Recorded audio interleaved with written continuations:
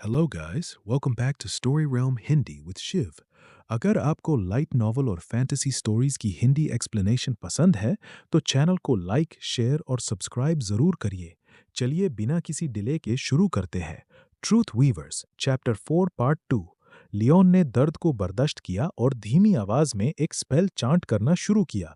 उसने अपनी guiding when को आसपास की मैजिक वेन से कनेक्ट किया और उससे अब्जॉर्ब की हुई मैजिक की मदद से अपने घाव भरने लगा। हीलिंग मैजिक बहुत ही कम मेजेस यूज कर पाते थे क्योंकि ये बायोलॉजिकल इंटरफेरेंस कैटेगरी की मैजिक थी, लेकिन लियोन इसे यूज कर सकता था। ये किसी खास टैलेंट या दूसरों से ज्यादा पावरफुल होने की वजह से नहीं था। ये सिर्फ कंपैटिबिलिटी का मैटर था। जैसे कुछ लोग लॉन्ग डिस्टेंस रनिंग में अच्छे होते हैं और कुछ शॉर्ट डिस्टेंस रनिंग में, लेकिन लियोन की गाइडिंग वेन पहले से ही काफी कमजोर थी, इसलिए उसके लिए हीलिंग मैजिक यूज करना काफी स्लो प्रोसेस था। और इतने गहरे घाव को हील करना उसके शरीर पर भी बहुत बड़ा बोझ डाल रहा था। अपने घावों का इलाज करने के बाद लियोन धीरे से जमीन पर पड़े उस लड़के के पास गया। बहुत संभाल कर उसने उसकी चोट वाली जगह को चेक किया।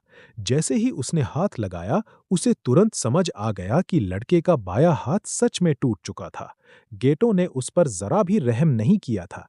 फिर भी लियोन के दिल में अपने दोस्त गेटो के लिए कोई गुस्सा या शिकायत नहीं थी। उस वक्त गेटो को शायद लगा होगा कि अगर उसने तुरंत एक्शन नहीं लिया तो उसकी अपनी जान खतरे में पड़ सकती थी। इसलिए उसने बिना हिचकिचाहट के अटैक कर दिया। लियोन ने एक बार फिर से स्पेल चांट किया और पहले की तरह ही उस लड़के के घायल शरीर को हील करना शुरू कर दिया। जब उसके सारे घाव भर गए तब भी जेक्स होश में नहीं आया। ये देखकर लियोन ने राहत की सांस ली, लेकिन उसकी उंगलियां अब भी हल्का हल्का कांप रही थी। आखिरकार वो जेक्स का मेंटोर था। उसने कभी ये उम्मीद नहीं की थी कि उसके स्टूडेंट्स उसकी पूजा या बहुत इज्जत करेंगे। वो तो उन स्टूडेंट्स का भी आदत डाल चुका था जो उससे मैजिक सीखते थे, लेकिन उसे थर्ड रेट से भी नीचा मागे कहकर मजाक उड़ाते थे। फिर भी उसने कभी सपने में भी नहीं सोचा था कि एक दिन उसका अपना ही स्टूडेंट उस पर जानलेवा हमला कर देगा। क्या जेक्स ने अपना होश खो दिया था और बिना सोचे समझे सब पर अटैक कर रहा था, या फिर उसने लियोन को ऐसा इंसान समझा था जिसे वो बिना किसी हिचकिचाहट के मार सकता था? तुम ठीक हो? लियोन जवाब देते हुए हिचकिचा गया। वजह सिर्फ उसके शरीर के घाव नहीं थे, असली चोट उसके दिल और उसके भरोसे को लगी थी। मुझे माफ करना, लेकिन क्या तुम यहां से जा सकते हो? लियोन ने धीरे से कहा। जेक्स लवार्ता से जुड़ी हर चीज से नफरत करता है और जिन नाइट्स ने उसके अपनों को मारा था उनसे भी वो गहरी नफरत करता है। शायद नफरत से भी ज्यादा वो उनसे बेइंतहा घृणा करता है। गेटो ने थोड़ी देर चुप रहकर पूछा, अगर मैं यहां रहा तो क्या वो फिर से अपना होश खो बैठेगा? लियोन ने बिना कुछ कहे बस हाँ में सिर हिला दिया। पहले लियोन को लगता था कि वो जेक्स को समझा पाएगा कि गेटो उसका दुश्मन नहीं बल्कि दोस्त है और सिर्फ किसी को मैजिक यूज करते देखकर उस पर हमला कर देना बिल्कुल गलत है। लेकिन अब उसके अंदर जेक्स को समझाने का भरोसा ही नहीं बचा था। ऐसा लग रहा था जैसे उसके पास कहने के लिए शब्दों की कमी पड़ गई हो। गेटो कुछ कहना चाहता था, लेकिन लियोन ने जानबूझकर उसकी तरफ मुड़कर भी नहीं देखा। अगर वो मदद भी मांगता तो भी एक नाइट इस सिचुएशन में ज्यादा कुछ नहीं कर सकता था। तब गेटो धीमी आवाज में बोला, डारिश ने कहा था। काफी देर तक सोचने के बाद गेटो ने आखिरकार भारी दिल से बोलना शुरू किया। उसने कहा था, तुम जब चाहो उसे एक लेटर भेज सकते हो। दोनों अच्छी तरह समझ रहे थे कि इस बात का असली मतलब क्या था। हाँ, लियोन ने बस इतना ही धीरे से जवाब दिया। उसकी आवाज इतनी हल्की थी कि समझना मुश्किल था कि वो हाँ कह रहा था या मना कर रहा था, क्योंकि इस बात का और कोई जवाब था ही नहीं। लियोन के दिमाग में जैसे एक लेटर के शब्द घूमने लगे। जिस लादके को मैंने हाल ही में अपने पास शिष्य बनाया था, उसे सिखाने के लिए मैंने अपनी तरफ से पूरी कोशिश की, लेकिन उसकी सीखने में दिलचस्पी की कमी और उसका बगावती स्वभाव मेरे बस से बाहर है। मौजूदा हालात को सुलझाने का भी मेरे पास कोई तरीका नहीं है। इसलिए उसकी बेहतरीन क्षमता को मानते हुए भी मुझे नहीं लगता कि उसकी तालीम में अब और कोई प्रगति हो पाएगी। इस मामले में मैं आपसे समझ हिजदारी भरा फैसला लेने की विनती करता हूँ, लियोन वार्डन। लियोन की नज़र अपने सिग्नेचर पर पड़ी। उसने देखा कि उसके नाम का आखिरी अक्षर स्याही से धुंधला सा हो गया था। शायद वो इतनी गहरी सोच में खो गया था कि पेन की निब अब तक कागज पर ही टिकी हुई थी। उसने एक गहरी सांस भरी और लेटर दोबारा लिखने के लिए एक नया कागज निकाला। उसने पेन हाथ में लिया, लेकिन लिखना शुरू ही नहीं कर पाया। जो बातें यूज लिखनी थी, वो सब उसने पहले ही सोच रखी थी। फिर भी वो पहला शब्द तक नहीं लिख सका। उसके दिमाग में वही वाक्या बार बार घूम रहे थे, जैसे धीरे धीरे अपना मतलब ही खो रहे हों। टूटी हुई टेबल की जगह रखी एक कुर्सी को ही उसने अपना टेम्पररी डेस्क बना लिया था। उस कुर्सी के सामने बैठा बैठा पता ही नहीं चला कब उसकी नज़र झोपड़ी के पिछले हिस्से में बने बेडरूम की तरफ चली गई। गतो को विदा करने के बाद लियोन बेहोश पड़े जैक्स को उठाकर बेडरूम में ले गया था। उसकी टूटी हुई हड्डी भी बिना किसी दिक्कत के ठीक तरह से जोड़ दी गई थी। लियोन को बिल्कुल साफ दिख रहा था कि अगर जैक्स उसके साथ ही रहा तो देर सेवर गांव वालों के साथ फिर कोई न कोई टकराव जरूर होगा, और उसके नतीजे या तो लियोन को भुगतने पड़ेंगे या फिर आज की तरह वो दोबारा जैक्स के बेकाबू गुस्से और हिंसा का शिकार बनेगा। दोनों ही हालातों में लियोन को लगने लगा था कि शायद उसकी अपनी जिंदगी अब ज्यादा लंबी नहीं बचेगी। ऐसा नहीं था कि लियोन बहुत लंबी जिंदगी जीना चाहता था। सच तो ये था कि उसने कभी जीने की खास इच्छा भी महसूस नहीं की थी। लेकिन इसका मतलब ये भी नहीं था कि वो इतना बेवकूफ था कि खुद ही मौत के मुंह में चला जाए, और ना ही उसके अंदर दर्द सहने का कोई अजीब शौक था। लियोन चुपचाप खड़ा हुआ और बिना कोई आवाज किए बेडरूम की तरफ चल दिया। खुले हुए दरवाजे से उसने अंदर झांक कर देखा। बेड पर लेटा हुआ जैक्स अभी तक होश में नहीं आया था। उसके चेहरे पर सुकून की जगह ऐसा दर्द नजर आ रहा था जैसे वो नींद में भी किसी भयानक तकलीफ से लड़ रहा हो। उसकी हालत देखकर किसी का भी दिल पिघल जाता। अक्सर जब कोई बच्चा सोता है तो उसका चेहरा बहुत ही मासूम और शांत लगता है, लेकिन जैक्स के साथ ऐसा बिल्कुल नहीं था। नींद में भी उसका चेहरा तनाव से भरा हुआ था, जैसे उसने अपनी पूरी जिंदगी में कभी एक भी सुकून भरी रात न देखी हो। लियोन धीरे से बेडरूम के अंदर गया और अपना हाथ सोए हुए जैक्स के सिर के ऊपर ले गया। उसने बहुत हल्के से उसके माथे को छुआ। जब उसे यकीन हो गया कि जैक्स अभी भी नहीं जागा है, तब उसने प्यार से अपनी उंगलियां उसके बालों में फेर दी। उसके बाल मुलायम तो थे, लेकिन साथ ही थोड़े सख्त भी महसूस हो रहे थे। ये एहसास लियोन के लिए बिल्कुल नया था। एक पल के लिए उसके मन में ख्याल आया, क्या मैंने कभी इससे पहले किसी बच्चे के सिर पर इतने प्यार से हाथ फेरा भी था? सालों के दौरान लियोन के कई अप्रेंटिसेस रहे थे। कुछ बहुत परेशान करने वाले थे तो कुछ काफी प्यारे और समझदार। आज जब वो पीछे मुड़कर देखता था तो हर एक अपनी तरीके से उसके लिए खास लगता था, लेकिन शायद ऐसा इसलिए था क्योंकि उनके साथ उसका रिश्ता सिर्फ कुछ समय के लिए मैजिक सिखाने तक ही सीमित था। जैक्स की तरह उसने कभी किसी और के साथ अपनी जिंदगी नहीं बांटी थी, ना ही कभी किसी और की पूरी जिंदगी का बोझ अपने कंधों पर उठाया था।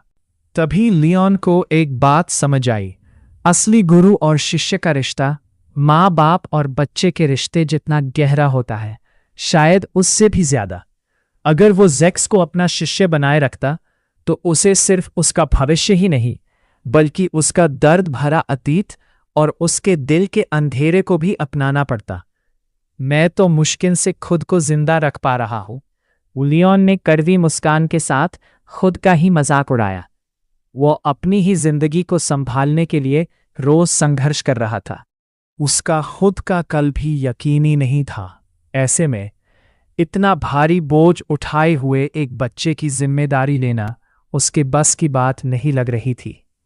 और फिर भी अगर लियोन वो लेटर भेज देता तो वो असल में जैक्स के डेथ वारंट पर साइन करने जैसा होता। इस वक्त जैक्स और मौत के बीच लियोन ही आखिरी दीवार था, और अगर ये दीवार टूट जाती तो जैक्स का अंजाम सिर्फ एक ही होता। लियोन जानता था कि शायद यही सही फैसला माना जाएगा। अगर किसी के पास इतनी ज्यादा ताकत हो और वो उससे कंट्रोल ना कर सके तो यूज रोकना जरूरी होता है। नहीं, चाहे जैक्स अपनी मैजिक को कंट्रोल कर भी ले, तब भी क्या खतरा खत्म हो जाएगा? अगर वो इतनी नफरत लेकर मैजिक यूज करता रहा तो एक दिन पूरे लवाटा पर मुसीबत टूट सकती थी। शायद उस दिन का इंतजार करने से पहले ही कुछ कर देना बेहतर होता। क्या वाकई यही सही है? ये सोचकर लियोन के होंठों से एक हल्की सी हंसी निकली, लेकिन उस हंसी में खुशी नहीं, सिर्फ गुस्सा और खुद से नफरत थी। क्या सिर्फ इसलिए जैक्स को मरने देना सही था क्योंकि वो एक खतरनाक इंसान बन सकता था? कितनी घटिया सोच थी। नहीं, ये तो दिखावा भी नहीं था। लियोन को ना तो सच में लावारता की सुरक्षा की इतनी चिंता थी और ना ही जैक्स की भलाई की। सच तो बस इतना था, वो जैक्स से डर गया था, उस बच्चे से जो कभी भी उसकी जान ले सकता था। इसी डर की वजह से वो उससे जितनी जल्दी हो सके अपनी जिंदगी से दूर कर देना चाहता था। लेकिन अपने ही फैसले की वजह से एक बच्चे की मौत का बोझ उठाना भी उसके लिए नामुमकिन था, चाहे वो खुद को कितना भी समझा ले कि उसकी कोई गलती नहीं। फिर भी उससे पूरी जिंदगी यही एहसास सताता रहता कि उसने अपने फैसले से एक बच्चे को मौत की तरफ ढकेल दिया। लियोन को अचानक महसूस हुआ वो कितना ज्यादा सेल्फिश था। जैसे उसकी गाइडिंग वेन कमजोर थी, वैसे ही शायद उसका दिल और उसकी हिम्मत भी बहुत छोटी थी। ये सोचकर उसने खुद पर ही कड़वी मुस्कान फेंकी। उसने एक बार फिर प्यार से जैक्स के सिर पर हाथ फेरा, एक गहरी सांस को दबाया, बेडरूम से बाहर निकला और कुर्सी पर रखे उस लेटर को छोटे छोटे टुकड़ों में फाड़ दिया। फिर उसने लैंप की रोशनी धीमी की और लाइब्रेरी में अपने बिस्तर पर जाकर लेट गया। अगली सुबह जब लियोन की आंख खुली तो बेडरूम का दरवाज़ा बंद था। वो घबराकर तुरंत अंदर गया, लेकिन जैसे उसने सोचा था, बेड खाली था। जैक्स वहां नहीं था। पूरी झोपड़ी में भी उसका कोई निशान नहीं था।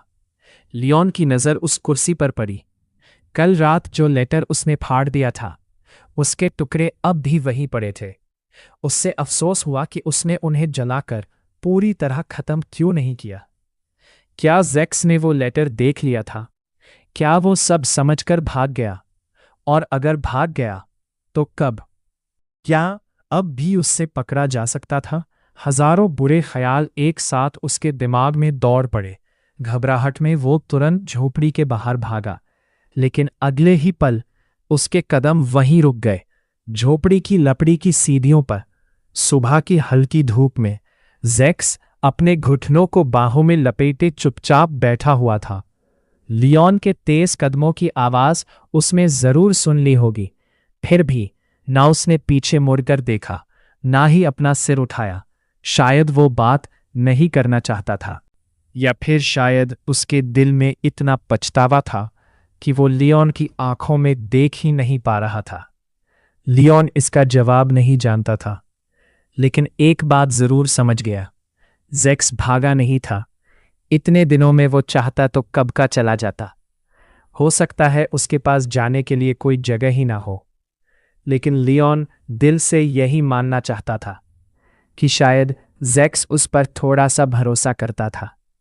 बिना कुछ कहे लियोन वापस झोपड़ी के अंदर गया। उसने दोनों के लिए चीज़ के साथ सादा ब्रेड का नाश्ता तैयार किया। फिर वो बाहर आया। जैक्स अब भी बिल्कुल उसी तरह बैठा था, जैसे 1 इंच भी नहीं हिला हो। उसकी बैठने की अदा ऐसी थी जैसे उसने पूरी दुनिया से अपना रिश्ता तोड़ दिया हो। लेकिन जैसे ही ताज़ी रोटी की खुशबू उस तक पहुंची, उसने धीरे से अपना सिर उठाया और बिना कुछ कहे लियोन के हाथ से ब्रेड ले ली। ना उसने थैंक यू कहा, ना ही सॉरी, लेकिन उसने लियोन को ठुकराया भी नहीं। बस इसी छोटी सी बात से लियोन ने अपने दिल को तसल्ली दी। वो जैक्स के पास जाकर खड़ा हो गया और अपनी ब्रेड का एक टुकड़ा तोड़कर खाने लगा। झोपड़ी के आसपास खड़े पेड़ों के ऊपर से दिखने वाला आसमान धीरे धीरे और रोशन होने लगा। उसका बिल्कुल साफ गहरा नीला रंग एक और शांत और खूबसूरत दिन की शुरुआत का एहसास करा रहा था। तो दोस्तों, आज के लिए बस इतना ही। क्या लियोन और जेक्स के बीच भरोसा दोबारा बन पाएगा या उनके सामने और भी बड़ी मुसीबत आने वाली है? यह जानने के लिए वीडियो को लाइक करें, शेयर करें और story realm Hindi with Shiv को सब्सक्राइब करना बिल्कुल मत भूलिए। मिलते हैं अगले पार्ट में।